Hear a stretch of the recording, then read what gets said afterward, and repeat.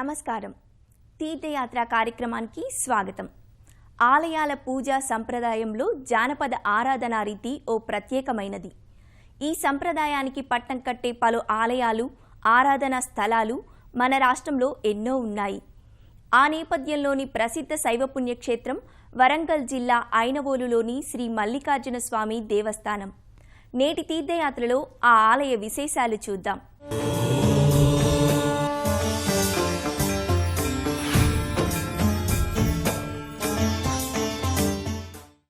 ఐనవోలు మల్లికార్జున స్వామి దేవస్థానానికి శతాబ్దాల నాటి చరిత్ర ఉంది.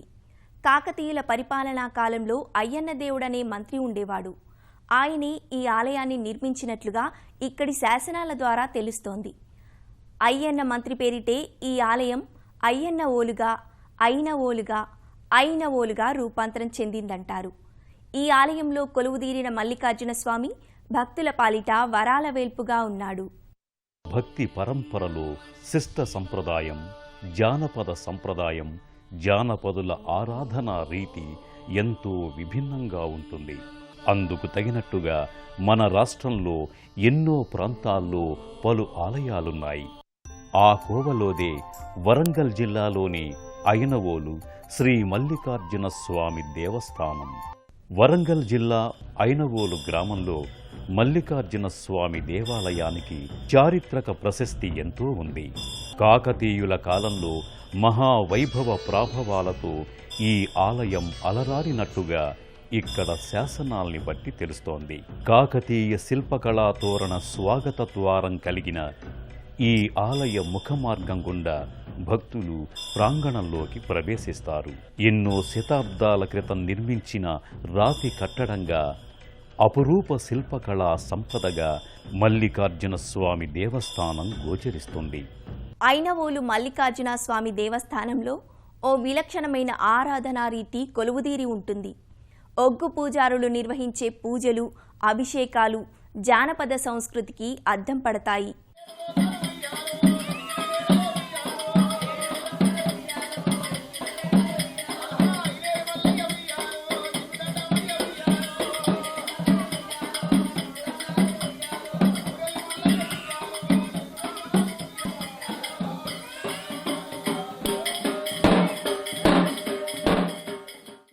కాకతీయుల దేవాలయ వాస్తురీత్యా నక్షత్రాకార రీతిలో ఆలయం నెలకొని ఉంటుంది. ఈ పురాతన చారిత్రాత్మకమైన శైవక్షేత్రం అష్టోత్తర శత స్తంభాలతో, విశాల ఆలయ ప్రాంగణంతో, కాకతీయ శిల్పకళా తోరణములతో, శిల్పకళా సౌందర్యంతో, సువిశాల నృత్య మంటపంలో అలరారుతోంది. పశ్చిమ చాళుక్య కాలానికి చెందిన శాసనమిది. 1077, 1129 సంవత్సరాల మధ్యకాలంలో రాజ్యపాలన చేసిన ప్రభువునామల్ల బిరుదాంకితుడైన 6వ విక్రమాదిత్యుడి కాలపు శాసనంలో కూడా ఈ పట్టణమును అయ్యన్నకోలుగా పిలిచినట్లు చెప్పబడింది.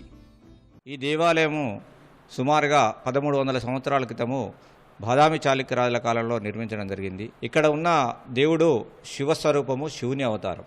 ఈ స్వామివారు కర్ణాటక ప్రాంతంలో మైలార్ అనే గ్రామంలో జన్మించడం జరిగినట్టుగా మనకు చరిత్ర చెప్తున్నది. ఒక అమ్మవారు బలిజ మేడలమ్మ.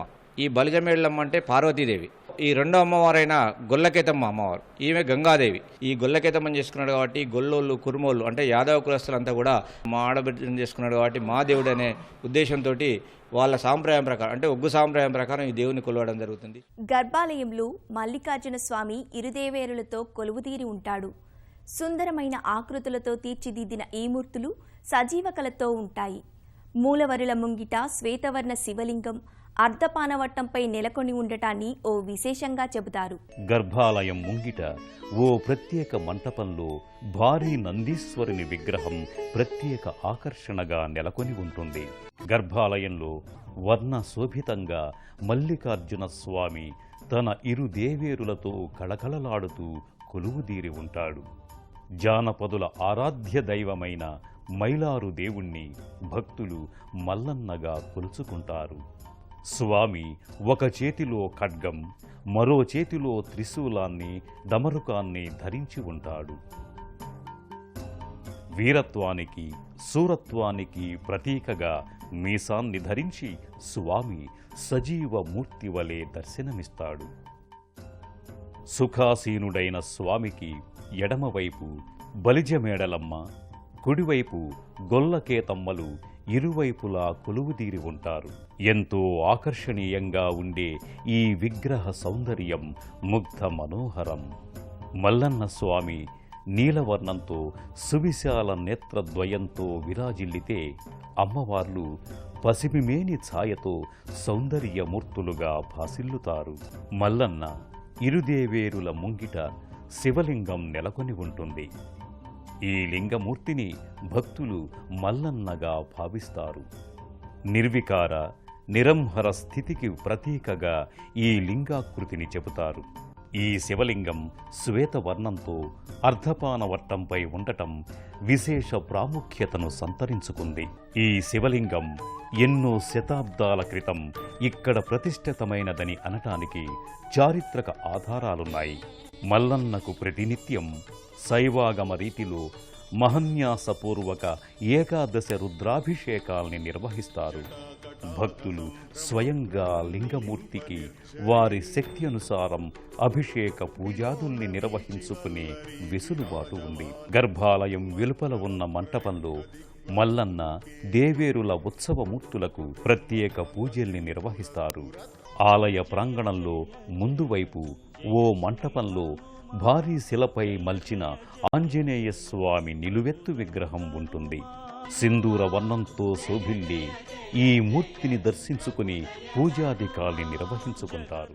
ఐనవోలు మల్లన్న స్వామి దేవస్థానంలో ఏడాది పొడవునా ఉత్సవాలు జరుగుతాయి.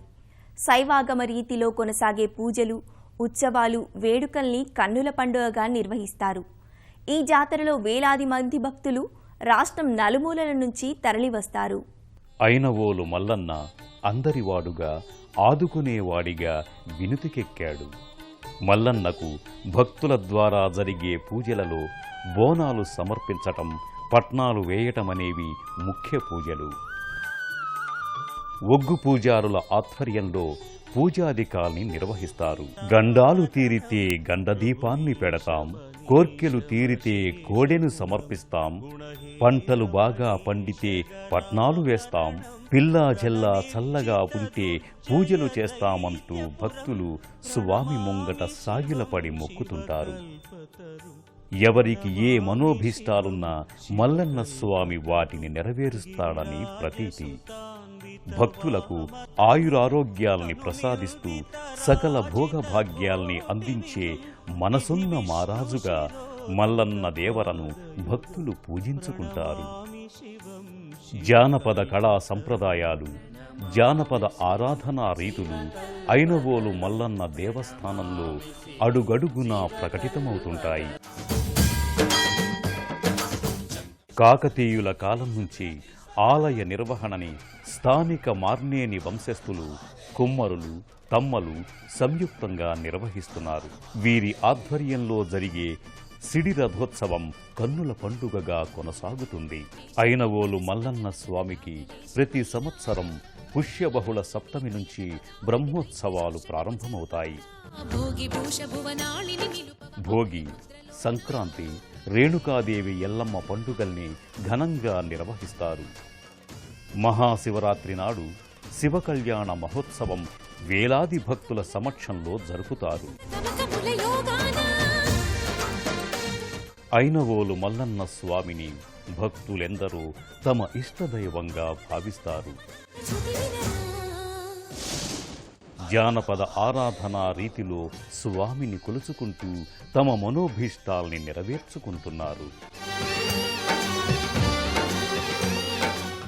ఐనవోల్ గ్రామవాసాయ శర్వాయ శశిమౌళియే శ్రీమన్మైలారు దేవాయ శుభదాయాస్తు మంగళం. సర్వే జనా సుఖినో భవంతు.